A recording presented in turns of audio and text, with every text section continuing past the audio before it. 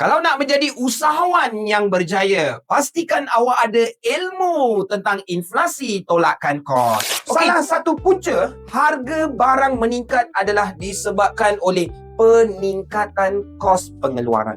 Apakah sebab-sebab peningkatan kos pengeluaran? Yang pertama, kos bahan mentah meningkat. Yang kedua, gaji minimum.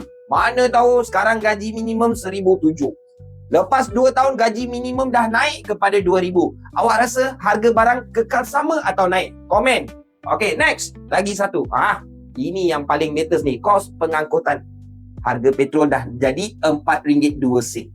So, kalau harga petrol naik, harga diesel naik, kos pengangkutan pun akan meningkat. Kalau kos pengangkutan meningkat, apa kesan kepada kos pengeluaran? Kos pengeluaran pun akan meningkat. So, soalan saya, firma suka ke kalau kos pengeluaran naik, Min?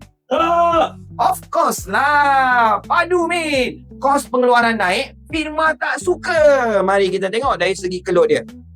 Kalau firma tak suka peningkatan kos pengeluaran, maka mereka akan mengurangkan aktiviti pengeluaran. Maka keluk penawaran akan beralih ke kiri. Nampak? Bila dah beralih ke kiri, titik keseimbangan baharu adalah di sini, I1.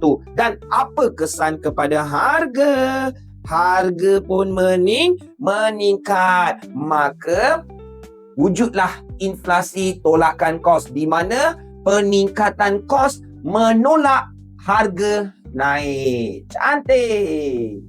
Apa yang saya tunjuk tadi adalah sekadar basic sahaja. Kalau awak nak tahu lebih mendalam tentang ekonomi, why not join Sifu Farid di Star Tutor.